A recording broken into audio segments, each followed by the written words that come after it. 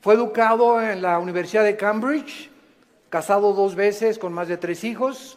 La primera esposa fue cristiana, abandonó a la primera esposa para casarse con la segunda, que era su enfermera. Murió a los 76 años, a los 23 años de edad lo diagnosticaron con una esclerosis tremenda, atrófica, y le dieron menos de 2 años para vivir.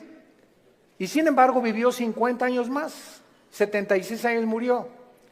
Y lo más irónico del caso de la vida de este grande astrofísico inglés fue que su esposa, cuando lo metieron y lo entubaron 2 veces a los 20 y tantos años y después a los 40 y tantos, y le dijeron en el hospital que ya tenían que desconectarlo porque ya no podía vivir, ella se puso de rodillas e intervino ante el trono de la gracia, y llegaron los doctores y le dijeron: es que esto es un milagro. Y la segunda vez que otra vez lo vuelven a conectar porque ya estaba a punto de irse de este mundo, su esposa vuelve a arrodillarse en oración para salvarle la vida. Él supo que su esposa estaba de rodillas orando por él, y cuando él tuvo esta oportunidad de poder decirle a Dios: gracias porque me concedes la vida, se siguió burlando de ella. Y las palabras de él a su esposa fueron las siguientes: yo no hago caso a la religión porque es la ciencia la que nos da la verdad. Me dio mucha tristeza que antes de morir haya muerto negando a Dios y declarando que Dios no es el creador del universo. En ese momento, cuando escuché este programa de televisión, porque fue a través de las noticias que escuché esto, inmediatamente vino a mi mente la vida de más grandes astrofísicos que él, que fueron cristianos. Él argumentó que era porque la verdad estaba en la ciencia, y sin embargo Blaise Pascal, astrofísico francés, escribió cantidad de tratados acerca, y no era un religioso, era un cristiano. Blaise Pascal confesó, y en sus libros lo dijo: Jesucristo es mi Señor y mi Salvador. Nadie se puede comparar en la astrofísica con Blaise Pascal. Y después tenemos a Isaac Newton. ¡Qué tremendo! Isaac Newton, que comienza a postular las leyes de la famosa gravitación, cristiano de los pies a la cabeza, y muere alabando a Dios y dándole gracias a Dios por la muerte de Cristo.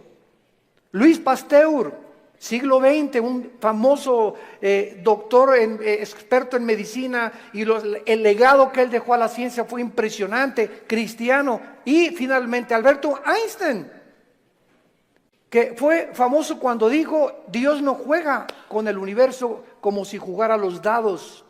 Todos estos hombres fueron cristianos y creían en Dios.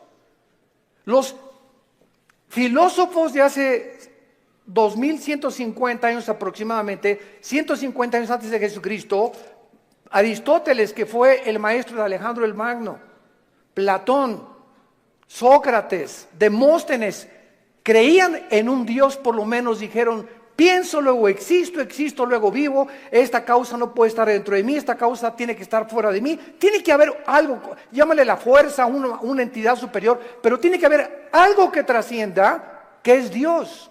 Aunque no lo pudieron nunca ubicar, el apóstol Pablo en Hechos 17 se enfrenta con los atenienses filósofos, discípulos de un gran hombre que se llamaba Zenón, y los discípulos eran los epicúreos y los estoicos. Y Pablo en Hechos 17 les demuestra y les dice: ustedes adoran un Dios porque tienen un monumento altísimo que decía: al Dios desconocido. O sea, ellos lo único que sabían es que tiene que haber una causa detrás de la existencia del mundo y del universo. Pero llegamos al siglo XX, donde se levantan Friedrich Nietzsche, Jean-Paul Sartre, Bertrand Russell, Richard Dawkins, y finalmente este astrofísico que muere diciendo que Dios no puede existir ni ser el creador del universo. ¿Saben ustedes por qué el astrofísico Stephen Hawking negó a Dios antes de morir? Simplemente porque no pudo explicar sus sufrimientos. Su esposa lo dijo, la primera esposa: Stephen está enojado con Dios, con un Dios que no existe. Se amargó contra alguien que no existe. Y siempre estuvo repelando, ¿verdad? ¿Por qué si Dios es Dios, no lo sanaba y no lo levantaba de esa silla de ruedas? Hace poco ustedes escucharon el testimonio de Nicky, un muchacho sin brazos y sin piernas. Nació con el puro tronco nada más. Y cuando oye su testimonio dice que a los 8 o 9 años de edad, como no podía suicidarse, se metió y con la boca abrió la llave del baño para ahogarse. Y en ese momento él reaccionó y dijo, ¿pero qué es esto? Y comenzó a gritarle, Dios, si existes, dime la razón por la cual me trajiste hacia el mundo, sin brazos y sin piernas. Y entonces él entrega a los 11, 12 años de edad su vida a Jesucristo, y no se imaginan ustedes los millones de almas que este muchacho, Nicky se apellida, ¿verdad? Nicky ha ganado en el mundo. Aquí lo tuvimos en México y mi esposa y yo, su esposa es mexicana, y se han discipulado con nosotros desde hace muchos años, la esposa de él y la familia de ella también. Ahora ya van a ser papás otra vez, así como lo ven, pero juguetón. Gracias a Dios por su vida. Entonces, podríamos nosotros realmente, porque esta es la espada y este es lo que esgrimen los ateos. Los escépticos, los agnósticos, es que ¿por qué si hay un Dios hay un sufrimiento? ¿Por qué es? Entonces, como no pueden entender y no tienen respuestas y no las van a tener fuera de la Biblia, se encierran en una cárcel y en lugar de que este hombre hubiera podido escuchar a su esposa, bueno, ok, tú me dices que es un Dios, dime por lo menos o explícame por qué permite el sufrimiento, pero ni siquiera quiso hacer eso. Negó completamente todo contacto con la Biblia. Y esta es la razón de esta serie que me he propuesto comunicarles a todos ustedes y a todos los que nos escuchan a través de las redes sociales, porque es el tiempo que seamos luz. El mundo está pidiendo respuesta a los políticos, astrofísicos, ateos, agnósticos, escépticos, etcétera, etcétera. Las universidades en Latinoamérica están llenas de ateos, infectando las mentes de nuestros hijos, incitándolos a una revolución, incitándolos a la violencia, porque ellos creen que a través de esta violencia y de este idealismo pueden ellos hacer un cambio en México social, o en Veracruz, o en cualquier otra nación. ¿Por qué? Porque hay un idealismo en la juventud que no tiene respuestas, y nosotros somos la luz del mundo. Ya es hora que brillemos, ya es hora que levantemos la lámpara. Todos los 70s, 80s y 90s del siglo XX persiguieron a la Biblia, persiguieron al cristianismo, persiguieron a los pastores en Latinoamérica. Yo recuerdo cuando fui a la universidad a la conferencia en la Facultad de Filosofía y Letras, cómo querían burlarse todos. Ay, ya llegó el padrecito, así me decían, ya llegó el padrecito. A ver de qué nos va a hablar el padrecito, porque como ellos no tienen respuestas, creen que nosotros tampoco las tenemos. Y cuando nos enfrentamos a auditorios y les demostramos que hay más evidencias científicas en la creación bíblica que en la famosa teoría de la evolución. Cuando alguien te diga y tú le preguntes, bueno, ¿cuál es tu punto de vista o tu perspectiva de cómo te imaginas que creó el universo? ¿Qué te van a contestar? Pues por ahí anda una enseñanza, una ideología que se llama el Big Bang, o la grande explosión traducida. ¿Y qué significa esto? Que pues los físicos y se imaginan, porque no se puede probar científicamente, que pues comenzó con una explosión en el universo. Y entonces de esa explosión se formó todo lo que nosotros vemos. Cuando las propias leyes de la física, la primera y la segunda ley de la termodinámica, contradicen el Big Bang. Virgen del Socorro. Me atrevo a decir esto. La misma física que dice la primera ley de la termodinámica, nada se crea ni se destruye, la segunda ley, todo tiende al desorden, a la oxidación, a la destrucción, a la corrupción. Nunca del desorden se ha formado el orden, por el amor de Dios. Entonces, ¿cómo podemos estar defendiendo una teoría que la aceptamos ciegamente? Porque mi maestro me la enseñó. Porque tu maestro no tiene ninguna otra explicación. Y como dijo Don Teofilito, como decimos aquí en México, ni la tendrán si no vienen a la Biblia. Porque por medio de la ciencia y por medio de la intelectualidad, que es limitada, el ser humano no puede traspasar y trascender la dimensión espiritual, la dimensión del mundo invisible. Entonces el intelecto choca contra las cosas que no entiende y al llegar ahí se vuelven locos. Entonces no puede el ser humano comprender la inmensidad del universo que nos rodea, ni los caminos ni los pensamientos de Dios, porque son más altos que los nuestros. Dios tuvo que bajar hace 2000 años en la persona de Jesús para Él comunicarnos y revelarnos los secretos que se encuentran detrás de su universo, de su soberanía, de la tierra, de dónde venimos, los animales, la genética y la ciencia que continúan como demostrando y comprobando simplemente que la Biblia tenía la razón. Y es hora de hablar, y es hora de tener una confrontación directa. Porque el mundo se está hundiendo en la confusión teológica, en la confusión ideológica. Los gobiernos están, los invitamos al próximo desayuno en junio, ya les dieron su volante, titulado El fracaso de los gobiernos humanos. Otra vez, ¿verdad? Vamos a examinar todos los gobiernos, nazismo, fascismo, monarquías, democracias, etcétera, etcétera. ¿Por qué ninguno ha funcionado? ¿Por qué siguen peleándose? ¿Por qué ahorita ya los partidos políticos en todas partes del mundo, ya sus convicciones, los estatutos en los que formaron sus partidos están deshaciéndose y contagiándose con el otro? Es como si nosotros dijéramos, soy cristiano pero me voy a juntar con los mormones y con los musulmanes. Cuando los principios de los musulmanes, los principios de los mormones y el cristianismo se contradicen unos a otros. Entonces, ¿creo realmente que mis convicciones son reales y es la verdad? ¿O necesito otras ideologías porque no estoy seguro de lo que yo creo? Es una tristeza, se están derrumbando ante nuestros ojos todas las ideologías y todas las filosofías del mundo. Los sistemas de pensamiento están confundidísimos como jamás lo habían estado. Gubernamentalmente, teológicamente, filosóficamente, económicamente, es una confusión en el mundo tremenda. Es el estrés por el cual vive la gente. Es una incertidumbre de dónde está la verdad, dónde está la luz, quién tiene la verdad. Tú dices que en aquella religión, tú dices que en aquella religión. Discúlpame, en ninguna religión, en la persona de Jesucristo. Porque tú puedes tener X religión sin tener la verdad, ni tener al Hijo de Dios en tu vida. Él fue el que vino y nos dijo, no los católicos, no los evangélicos, no los nazarenos, no los mormones. Jesús dijo, yo soy la verdad. Y cuando Él entra a tu vida, se te caen las vendas.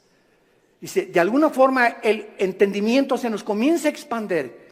Y solo Dios, el Espíritu Santo, puede hacer que nuestra mente se abra para que cuando vengamos a la Biblia podamos entender, porque la Biblia, el autor es el Espíritu Santo, necesito al Espíritu Santo morando en mí para comprender los pensamientos de Dios. Ven a la Biblia sin el Espíritu Santo y vas a chocar contra los pensamientos de Dios, porque el hombre natural no entiende las cosas del Espíritu, porque para él son locura, porque estas cosas no se intelectualizan, estas cosas se disciernen espiritualmente. Veamos ciertos pasajes a continuación que nos van a servir de base para poder dar una explicación y comenzar ya a levantar la bandera de la fe. Dice en Romanos 5, versículo 3, y no solo esto, sino que también nos gloriamos en las tribulaciones, sabiendo que la tribulación produce paciencia. Alguien viene sin el Espíritu Santo y lee este versículo. La conclusión a la que llega dice, esto lo escribió un loco. ¿Cómo puede alguien que está atravesando tribulaciones o problemas gloriarse? Inmediatamente se enfrenta esta persona con una pared. Pero es que esta persona no entiende que las próximas palabras es que estas tribulaciones y estos sufrimientos, Dios los está usando para formar nuestro carácter, que si no sufrieras, de otra manera no podrías aprender muchas cosas en la vida que solamente a través del sufrimiento se aprenden. Dice Salomón en Proverbios, el sufrimiento purifica el corazón. Esta es la razón por la cual comenzamos ya a entender, y cuando comenzamos a entender los pensamientos de Dios, y aunque no vamos a ser libres de sufrimiento, por lo menos Dios va a entrar a nuestra vida y nos va a dar una esperanza para que en ese valle de sombra y de muerte tengamos paz. Para que en medio de las tribulaciones que tú estás atravesando, y en medio del divorcio que estás ahorita enfrentando, y el abandono de tu esposo, y el abandono de tu esposa, y el abandono de tus padres, por lo menos en medio de ese horno de fuego que tú estás atravesando, Jesús está contigo. Y aunque no se va a acabar hasta que Él venga a todas estas cosas, Él nos da la fuerza para resistir hasta el final con gozo. Y la paciencia solamente es el fruto de las pruebas y las tribulaciones. ¿Se imagina lo que la Biblia dice? ¿Y para qué quiere la paciencia, Señor? Si no tienes paciencia, te vas a casar con el chavo equivocado. Si no tienes paciencia, te vas a casar con la muchacha equivocada. Si no tienes paciencia y eres una persona impulsiva que compras y vendes, etcétera, etcétera, sin meditar ni reflexionar nada, vas a comprar la casa equivocada, el carro equivocado, el viaje que Dios no quería que hicieras lo vas a hacer por tu impaciencia, porque por naturaleza somos impacientes. Entonces la Biblia nos comienza a abrir los ojos y nos dice, espérame tantito, la paciencia es una virtud elemental para que puedas tomar decisiones y no te arrepientas el día de mañana. Pues yo quiero la paciencia, Señor. Viene entonces el fuego de la prueba. No tengas miedo de las tribulaciones. Mi esposo, hermano, parece un martillo conmigo y duro y duro y duro y duro. Hermana, pues mientras más, te está haciendo tu esposito, sin que te des cuenta, estás desarrollando una capacidad para aguantar. Que si no quieres hacer eso, pues sácate un cuchillo y vete sobre él entonces. Y acaba con tus problemas. Hace muchos años, quiero irme con mucha calma con estas conferencias porque son muy importantes y tratar no se imaginan, oren por nosotros, por mi esposa y por nosotros, nuestros hijos. Necesitamos mucho de las oraciones de todos ustedes y le pido a Dios mucha oración, que siempre que yo estoy enfrente de un público pueda yo tener la capacidad de explicar su bendita y profunda palabra. Hace muchos años había un dramaturgo inglés llamado Oscar Wilde. Y él hizo muchísimas obras de teatro. Yo me acuerdo, tenía como 18, 19 años de edad. Formé parte de un elenco teatral llamado Hamlet. Y en una de las cosas que yo tenía que declarar durante el escenario, en el teatro, representando a Hamlet, ¿verdad? Dice así la obra de William Shakespeare: morir, dormir, no más. ¿Qué es más levantado para el espíritu? ¿Levantar las armas contra un piélago de calamidades y haciéndole frente a acabar con ellas? ¿O esperar el sufrimiento y dormir y morir, no más?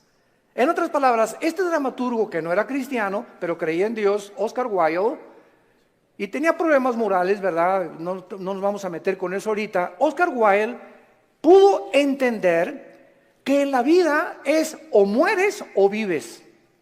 Ahora, escojo vivir, aguántate. Le decía a mi papá, no chille, agarre piedras.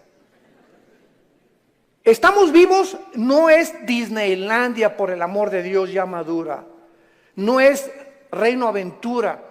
No estamos en el milenio todavía, estamos en un mundo de una raza humana caída, donde hay pecado, muerte, oscuridad, sombras, tristeza, enfermedades, violencia, etcétera, etcétera.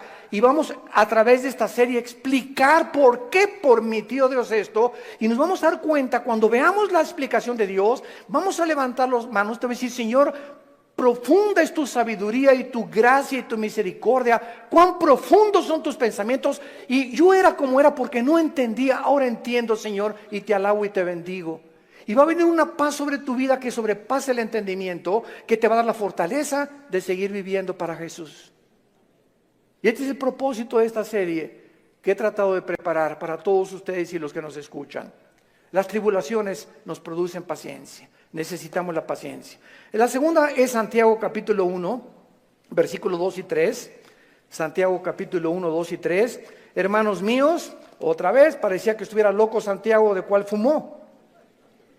Tengan por sumo gozo cuando se hallen en diversas pruebas. ¿Quién puede llegar a esa conclusión, verdad? Gózate cuando te corran de tu trabajo. Gózate cuando pierdas tu casa. Gózate cuando tienes algún problema, ¿verdad? ¿Por qué me voy a gozar? Porque esa prueba que estás atravesando está produciendo paciencia. Otra vez, Santiago está de acuerdo con Pablo para poder, con diferentes palabras, decirnos que las pruebas producen paciencia. Entonces tú llegas a tu casa con tu esposa. ¿Qué crees, mi chenchita? ¿Qué, mi amor? Estás tan contento, te veo, te ascendieron de puesto. No, mi amor, al contrario, me corrieron. ¿Quién podría reaccionar así? Nadie, ¿verdad? Ni marihuano. Nadie podría reaccionar de esa manera. Más que un cristiano que vive en el Espíritu. Y la esposa, oye, pero ¿sabes una cosa? Esto no es para que te pongas contento. Sí, mi amor, ¿sabes una cosa? Porque acuérdate de Romanos 8:28. Todas las cosas contribuyen para nuestro bien. Y no me corrieron porque haya sido ladrón, borracho, parrandero, jugador o defraudador. Me corrieron, ¿verdad? Por políticas, lo que tú quieras. Pero ¿sabes por qué me gozo, mi amor? Porque creo lo que dice la Biblia. Ahorita mi única reacción se había llegado. Vieja, sácamela de don Julio reposado. Y vamos a ponernos los dos hasta atrás. Esta vida no vale gorro. Vamos a divertir. Que nada y que Dios ni qué cristianismo. Esa es la otra reacción. Y comenzar con la autolástima y comenzar a amargarte contra Dios. ¿Te das cuenta? Entonces, en lugar de que tomemos esa actitud, la Biblia nos muestra que nos enfrentemos a los problemas con otra actitud, porque cuando Dios ve que tú enfrentas esa actitud y que tú llegas a tu casa y Señor, gracias, te alabo, yo no entiendo por qué me corrieron, lo único que sé es que tu palabra dice: no desmayes, no tengas miedo, yo soy tu Dios, nunca te dejaré, nunca te abandonaré. Y estoy seguro que viene un trabajo mucho mejor que el que yo tenía. En el momento en el que Dios ve desde el cielo que nuestra reacción aquí en la tierra es diferente a la de los demás seres humanos, Dios nos bendice.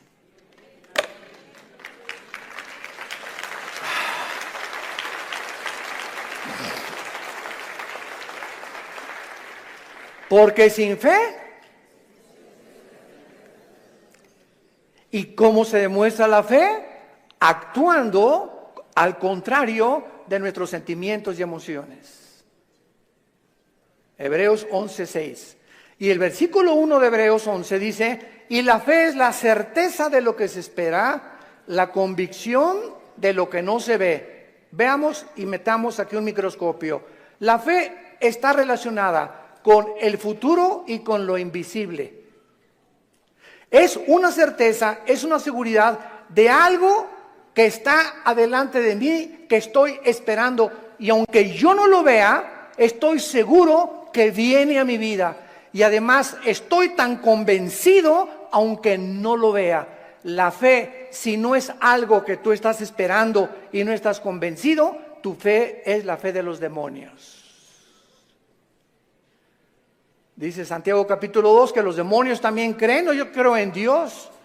Pero ¿sabes una cosa? Tú dices que crees en Dios intelectualmente, pero no demuestras que tú crees en Dios por la forma como tratas a tu esposa, por la forma como tratas a tus padres, por la forma como ves a las mujeres. Este pueblo, Marcos 7, dijo Jesús, de labios me honra. ¿Cuánta gente hay por todos lados? Iban a desayunos y yo creo en Dios, pero sus acciones, su conducta contradice la piedad que ellos expresan o que creen tener en su corazón.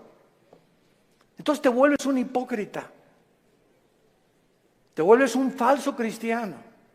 Porque la fe tiene que, dice Santiago, sin obras no es fe. La salvación es por la fe, pero la forma de demostrar que esa fe es salvífica, que realmente nos ha transformado, es cuando vemos que ha transformado mi vida. Ya no soy el que yo era antes, antier, o hace un mes o hace 6 meses. Ahora cambió mi vida con mi esposa, la forma como veo a mis hijos, la forma como manejo mi negocio, la forma como me relaciono con la gente, la forma como veo a los gobiernos.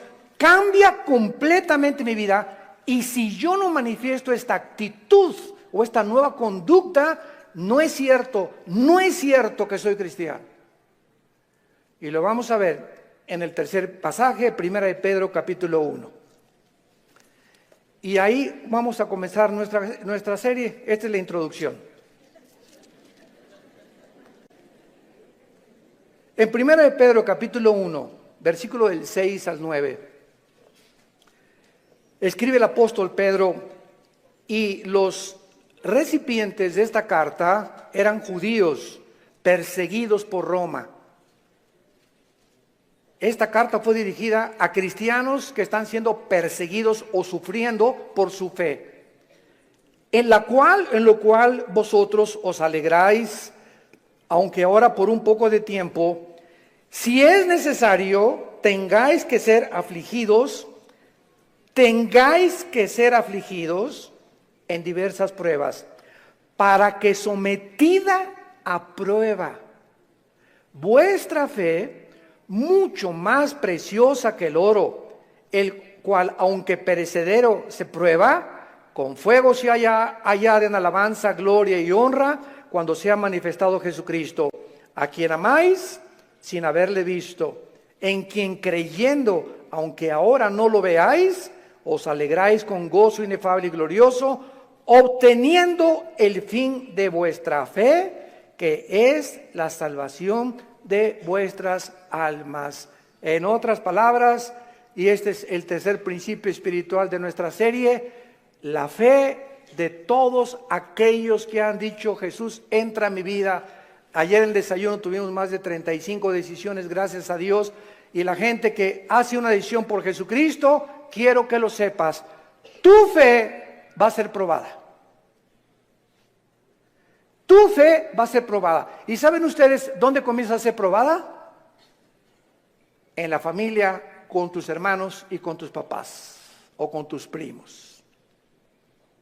¿Por qué? Porque la primera prueba de la fe es la persecución. Ayer nos contaba mi hermano Alejandro, él es el director del Instituto Teológico Internacional del ITI, y nos contó una anécdota mientras veníamos de Toluca al desayuno en el camino, que yo no la conocía de mi hermano. Y me dice: Armando, tú sabes que cuando yo me convertí, porque él fue el primero en la casa que se convirtió. Y yo los correteé como 2 o 3 años. Una vez quise incendiar una reunión de oración. El gadareno era Pinocho comparado con los demonios que yo traía. Y se los digo en serio. Y me dice mi hermano: tú sabes que cuando yo me convertí, llegué a la casa y mi mamá inmediatamente me quiso correr. Ya te metiste con una secta, quién sabe qué te metieron, etcétera, etcétera. Total, dice, me tuve que salir de la casa y a los 4 días regresé a la casa.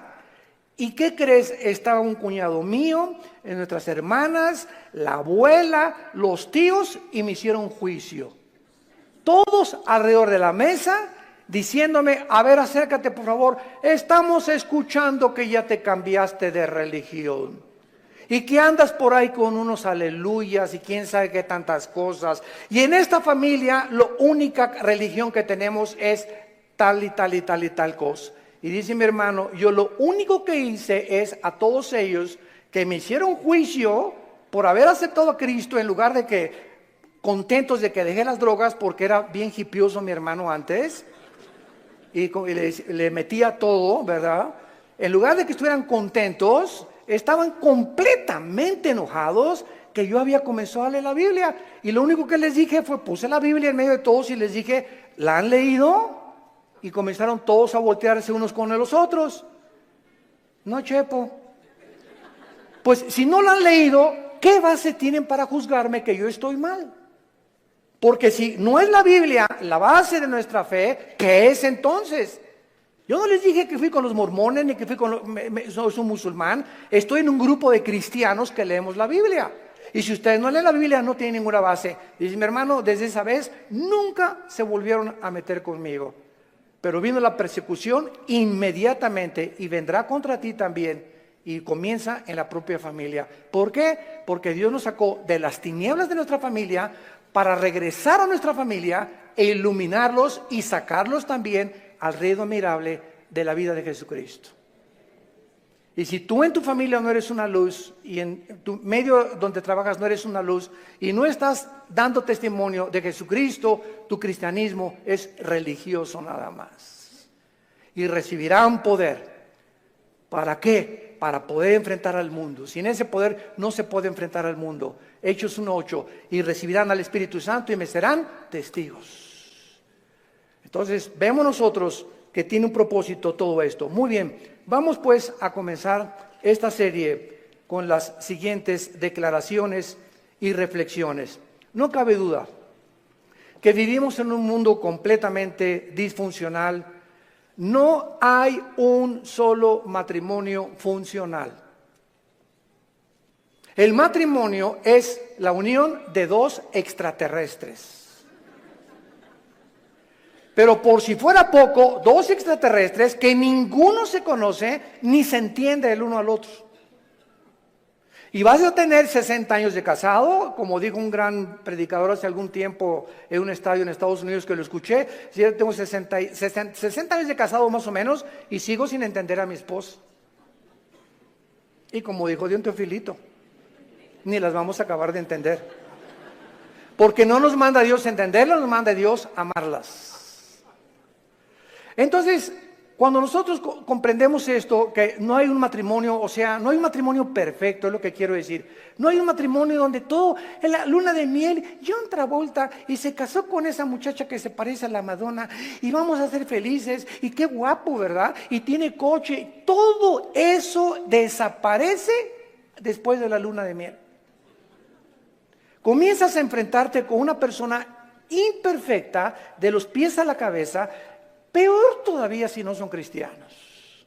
Si con cristianos se lucha y se sufre, imagínate no siendo cristianos, ¿no? Por eso hay tantos divorcios.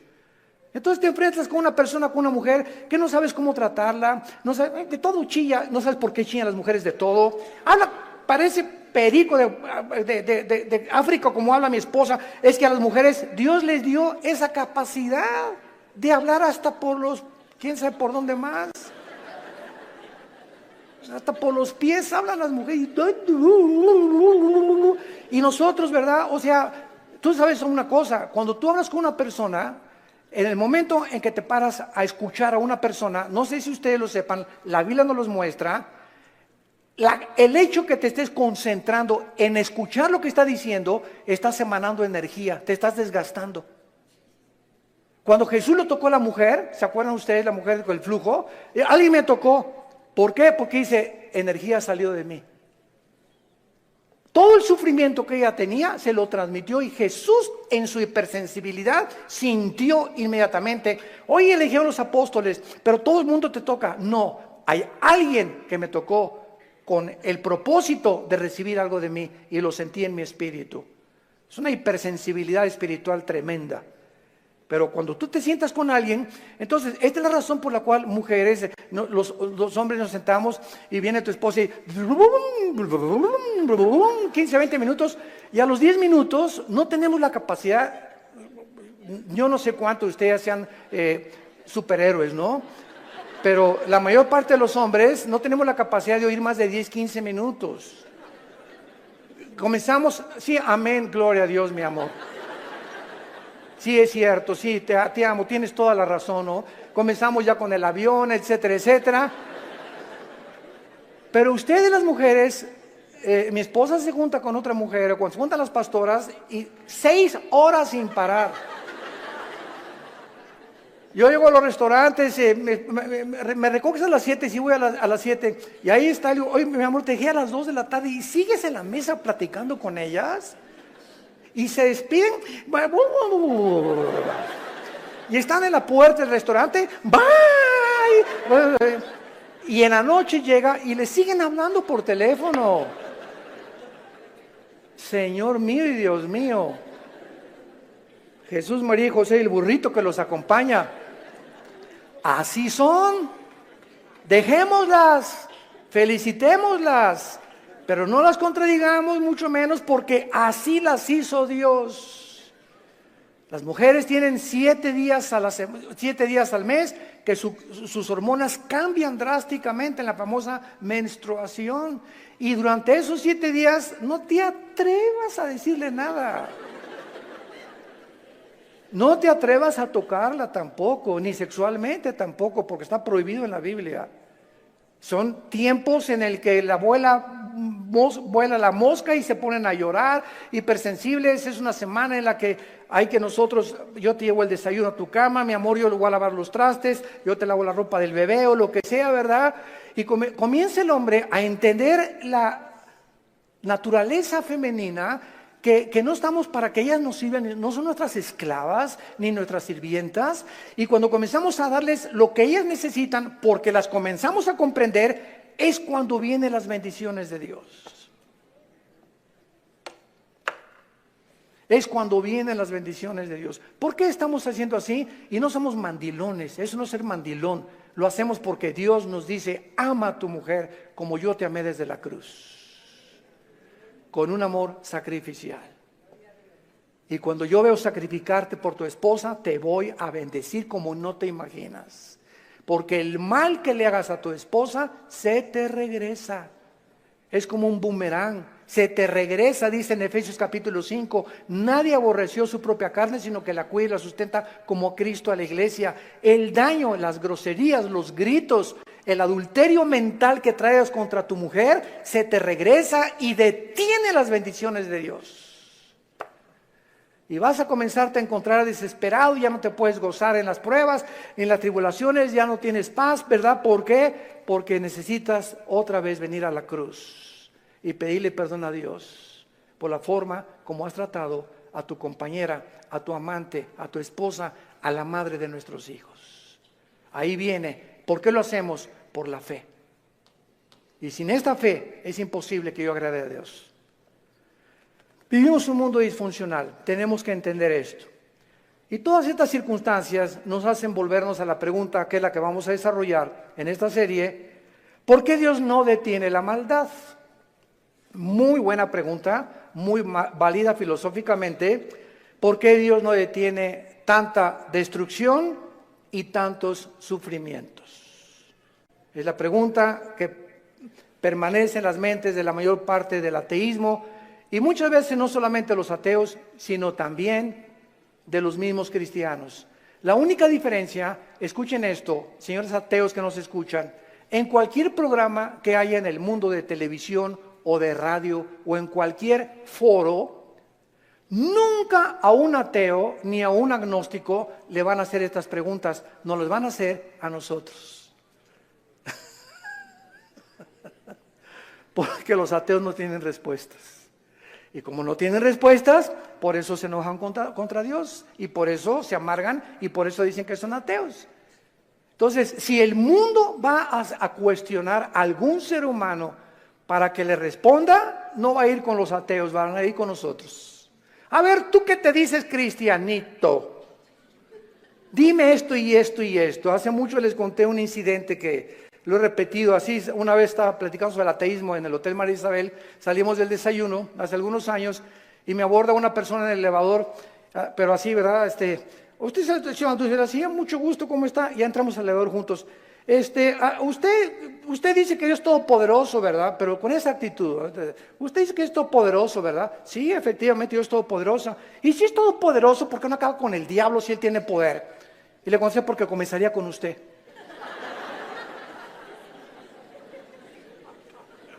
Dele gracias a Dios. Le cambió completamente su perspectiva.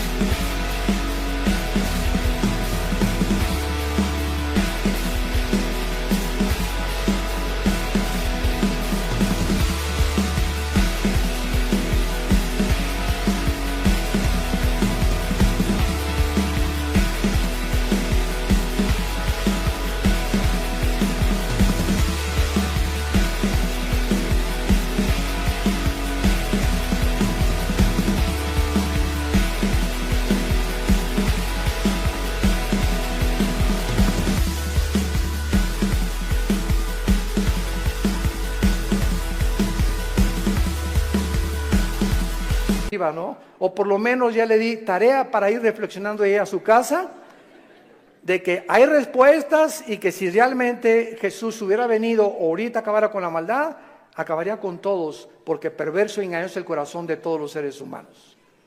Entonces démosle gracias a Dios que no lo ha hecho y que en su paciencia, dice en 2 de Pedro capítulo 3, está esperando para que todos o la mayor parte de los seres humanos se arrepientan antes de que juzgue severamente este mundo. Muy bien, entonces por causa de no tener estas respuestas que demandan sus mentes finitas, cuando una persona astrofísico o ateo demandan respuestas, no se ponen en la posición honesta de decir, bueno, ok, yo ando buscando por qué el sufrimiento y la maldad, pero me voy a poner en una posición honesta. Yo soy un ser humano, amén, lo soy. Si soy un ser humano y si existe Dios, es lógico, vamos a decir una línea lógica elemental, es lógico que sea un ser sobrenatural y sería imposible poder comprender los pensamientos, así como un niño no comprende los pensamientos de su padre, ni de un filósofo. Aunque es el mismo cerebro, no está desarrollado el niño de 6 años como el de uno de 25 años de edad. Entonces, siguiendo esta línea de lógica, si existe un Dios, tiene que ser mucho, mucho más grande. Entonces, yo estoy ante un universo lleno de misterios, estamos llenos de misterios. Si hay extraterrestres, si no hay extraterrestres, si existen los hoyos negros, si no los hoyos negros, si es el otro, que cómo comenzó el universo, de dónde venimos, bla, bla, bla. Estamos llenos de misterios. Entonces, estos misterios no voy nunca a comprenderlos con la mente de caracol que tengo, porque si existe Dios, es un ser hiperdimensional. ¿Qué necesito? Buscar dónde lo puedo encontrar. Si existe un Dios, ¿dónde lo puedo encontrar? Entonces, hay mucha gente honesta intelectualmente que se envuelve en religiones. Entonces, por eso Sigmund Freud, el padre del psicoanálisis freudiano, dijo es que el ser humano busca a Dios porque tiene miedo a la oscuridad y a lo desconocido. Y entonces este temor inconsciente, escribió Freud, es lo que impulsa a muchos seres humanos a buscar a un Dios. Se equivocó completamente, porque aun cuando fuera así y me está guiando el temor a lo desconocido, dice la Biblia, me encontrarás porque me buscarás con todo tu corazón. Yo les confieso en mi caso particular, a los 25 años de edad me encontraba yo en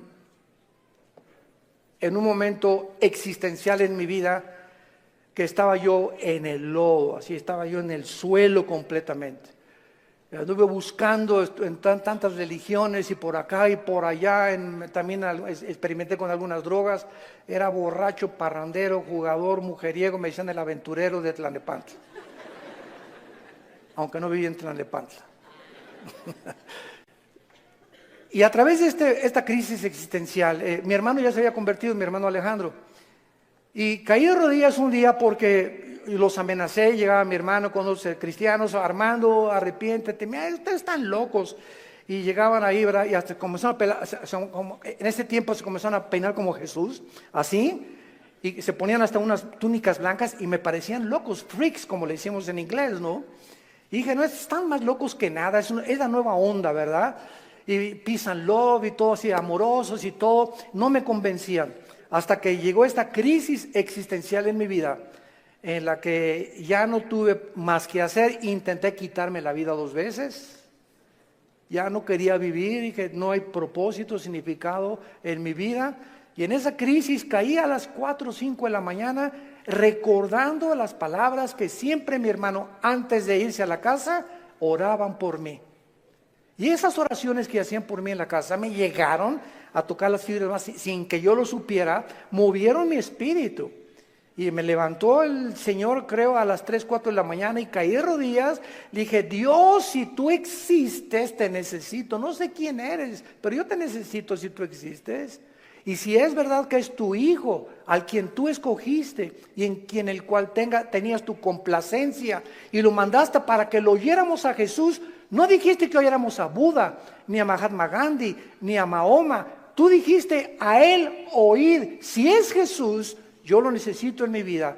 Le hablé a mi hermano a las 4 de la mañana, pasó por mí a las 5 de la mañana, me llevó a la casa de un misionero bautista con un corazón impresionante por el amor de las almas, y ahí estuve yo en un mes de febrero, marzo, ¿verdad?, de 1974, caí de rodillas junto al piano, que era un músico misionero, y le grité a Dios. Me comenzó con la Biblia: por cuanto todos han pecado y son apartados de la gloria de Dios, la paga del pecado es la muerte, Juan 3:16, Dios te ama, etcétera, etcétera. Y comencé a llorar y a llorar y a llorar y a llorar durante 40 minutos llorando. Y yo no sabía ni por qué lloraba, pero estaba llorando. Sentía que eran capas que se me quitaban así encima. Y ahí quedé tirado todavía como media hora. Ya me dijo el misionero, me dijo: vamos a dejar a tu hermano aquí solo en mi estudio. Ya salí yo y sentí como que me habían quitado, ¿verdad?, todas las frustraciones y desilusiones y traiciones que traía, y mentiras de todo lo que, programas virulentos que el mundo me puso. Y fue la forma en la que Jesús me dijo: ¿verdad? Tú eres a quien tú estás persiguiendo. Y de ahí en entonces, ¿verdad?, mi vida fue cambiada radicalmente. Yo supe que había llegado al final de mi vida y que si Él era Jesús, yo tenía que dedicar mi vida a Él. No había ninguna aventura más grande en la cual un hombre pueda aventurarse a vivir más que conocer a Dios. No hay una aventura más grande. Conocerle es el más grandioso afecto de nuestros sentidos, y amarle el más grande de nuestros propósitos. A los 3 años de que comencé a trabajar yo en la hotelería, era gerente del hotel, el que acabamos de ir ahorita en la reunión de los pastores en Acapulco, enfrente de la Diana. Estuve de gerente como 1 año, gerente en el Hotel Camino Real de Polanco, etcétera, etcétera. Y le dije a Dios: me voy de misionero. Yo creí que Dios me había llamado para otra cosa. Me fui de misionero y me fui a la sierra de Oaxaca, entre la costa chica y la costa grande, entre Oaxaca y Guerrero. 3 años durmiendo en pisos de adobe. Mi cojín era un ladrillo envuelto en periódicos y me tapaba en la noche con periódicos, con los indígenas.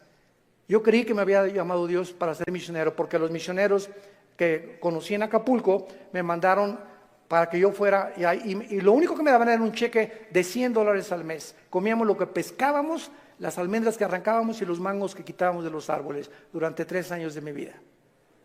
Y ahí conocí la máxima de las pobrezas. Más pobre no puede ser. Yo dormido en camas de piedra, hermano, te gané. En covachas, estas eran chozas de adobe. Y además había un pueblo ahí que se llamaba El Ciruelo, cerca de Tejucunicuilapa, en la Costa Chica, que era de leprosos. Y me acuerdo que un día me dijeron: es que ¿por qué están tapados así? Es que son leprosos. Y yo creí a las 2 de la mañana que Dios me había llamado a morir con lepra. Y le dije a las 2 de la mañana: Dios, si ese es mi destino, Señor, aquí estoy. Yo no sabía ni qué contagios era la lepra, ni conocía mucho de la lepra, pero yo creí que Dios me había llamado para morir como un leproso. Y ya, ¿verdad?, pasaron los 3 años, regresé a Acapulco, comencé a predicar, a fundar movimientos de estudios bíblicos en las casas. En 1979 la organización del famoso evangelista, que vamos a orar por él, Luis Palau, se está muriendo de cáncer, por cierto. Tiene cáncer en los pulmones, Luis Palau. Me hablaron a formar parte del equipo de Luis Palau. Del 79, 80 y 81 estuve como evangelista por toda la República, todo Tabasco, Guerrero, Veracruz, pueblito en pueblito, predicando de choza en choza, pueblito. Nos corretearon, nos aventaron piedras, nos aventaron palos, me lastimaron 2 veces, me enfermé con malaria, me enfermé con calentura de 40 grados, etcétera, etcétera. Y todas estas fueron, ¿qué cosa? Pruebas. Dios estaba forjando carácter en mi vida, que era muy importante para lo que más tarde me tenía que enseñar. Y el secreto, quiero decirles a ustedes, el más grande secreto de la vida es no amargarte. Es el más grande secreto de la vida cristiana. Un cristiano amargado no entra a la tierra de Canaán. No pasas Canaán. Dice Hebreos 12 que bloquea la gracia de Dios la amargura. No importa lo que nos hayan hecho, lo que nos digan. Me acuerdo en los 80s cómo nos calumniaron. Me dijeron que me había casado 4 veces, que tenía hijos hasta en Iztapalapa, 15. Bueno, Es increíble, y todavía me dicen que de vez en cuando han oído esos rumores, ¿no? Ya le gané a Salomón. Puras mentiras. Pero el diablo es encargado de verdad de buscar la forma de desprestigiarte, de impedir. Pero ¿sabes una cosa? Que nuestro destino no depende de lo que la gente piensa. Nuestro destino depende de Dios. Y nadie puede arrebatarte ese destino que Dios te ha dado. Nadie, absolutamente nadie. Y para terminar, sí existen respuestas, y mientras todo se aclara, y mientras nuestra poca y chica y limitadamente intelectual comprende, y ahorita comenzamos ya con el Espíritu Santo a entender muchas cosas más que sin el Espíritu Santo imposible poder comprenderlas, Dios nos deja dos consuelos. El primero, la resurrección de nuestra vida. Vamos a volver a vivir. Hijo, ten calma. No importa lo que estás pasando. Cuando tú mueras y resucites, vas a tener el cuerpo que anhelabas tener. Si eras chaparrito y pelón, vas a ver el cuerpo que te voy a dar. Si te decían la tintorera de Tlanepantla, vas a ver la belleza que te voy a dar. Y lo que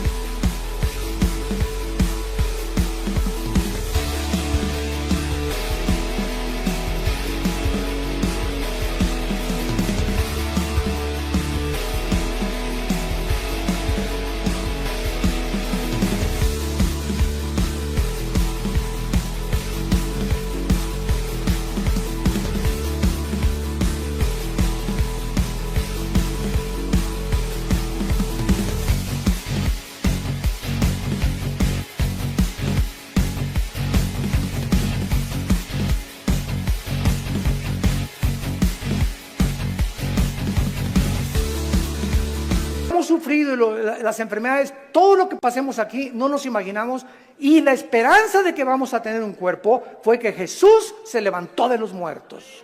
Él es la esperanza y la gloria de nosotros. Vamos a volver a vivir.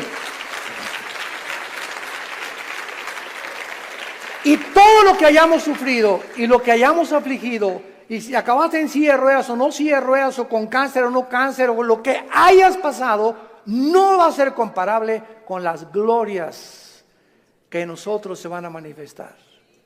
Y la segunda consuelo es que vamos nosotros realmente a tener un mundo nuevo, donde reine la justicia y la paz y la equidad. Viene ese mundo que anhelamos y que queremos cambiar por las revoluciones armadas, por la guerra, por la política, por la educación. De ningún esfuerzo humano el mundo va a cambiar hasta que Jesucristo regrese con todos nosotros a establecer su reino milenial. La pregunta en esta mañana es la siguiente: ¿estás tú preparado si tú murieras esta noche para encontrarte con tu Dios? ¿Estás preparado? ¿Estás seguro que tienes a Jesucristo? Asegúrate en este momento recibiéndole como tu Señor y Salvador. Inclina tu cabeza y dile estas palabras. Señor mío y Dios mío, aún no te entiendo, pero he comprendido que no necesito entender todas las cosas, más que una sola: te necesito. Sé que tú en la cruz enviaste a tu Hijo a pagar con su sangre por mis pecados, y que la resurrección de Jesucristo transformó el imperio romano, transformó la historia humana, al grado que la historia se cuenta antes y después de la vida de Jesús. Señor Jesús, gracias por esta muerte en mi lugar. Creo que con tu sangre pagaste lo que yo no podía pagar jamás. Y creo, como resucitaste de los muertos, que estás vivo. Y en este instante te pido, porque creo que vives, que entres a mi corazón. Señor, te necesito. Yo sé que con el tiempo comenzarán a caerse las cortinas de mi mente y comenzaré a comprender más y más cosas que ahora no entiendo, pero lo único que sé es que te necesito, que moriste en mi lugar y que nunca me dejarás ni me desampararás. Te recibo como mi Señor y mi Salvador. Amén. ¿Qué haríamos sin la Biblia? ¿Qué haríamos sin este maravilloso libro? El libro de los libros. Todos ustedes en esta mañana que por primera vez han hecho esta oración, nos gustaría bendecirles y saludarles. Y si tú en esta mañana hiciste esta oración por primera vez, ahí desde tu lugar te pido que te pongas de pie. Párense los que hicieron esta oración invitando a Cristo a sus vidas. Gracias a Dios. ¿Cuánta gente? Que Dios los bendiga. Gracias. Muchas gracias. Gracias, joven. Que Dios te bendiga. Alguien más. Que Dios la bendiga. Gracias a Dios. Allá atrás también. Muchas gracias. Gracias, Señor. Gracias, señorita. Gracias, joven. Que Dios te bendiga. Gracias, Padre, por todas estas personas, estas nuevas almas que vienen a la cruz. Nos ponemos de pie para recibir la bendición pastoral. Los que quieran extender su mano hacia acá lo pueden hacer. Los que no, no hay ningún problema. Es en señal de que recibes esta bendición. Dios bendiga tu vida. Dios bendiga tu matrimonio.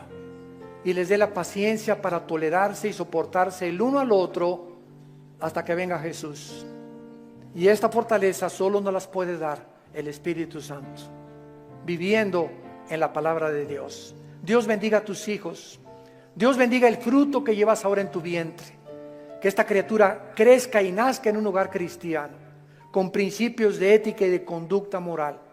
Que pueda el muchacho crecer con la seguridad y decir siempre: mis padres se amaban, mis padres se respetaban. Dios bendiga a tus padres, Dios bendiga tu trabajo, tu entrada y tu salida. A sus ángeles mandará para que tu pie no tropiece en piedra. Él te llenará el conocimiento de su voluntad con toda inteligencia y sabiduría espiritual, para que andes como es digno de Él, llevando fruto en toda buena obra y creciendo en el conocimiento y la gracia de Dios. Nosotros ya no estamos en tinieblas, estamos bajo la luz, para que seamos luz en medio de una generación que se está degradando y perdiendo rápidamente por la corrupción que hay en el mundo. Que esa paz que sobrepasa el entendimiento, guarden ahora tus pensamientos y tu corazón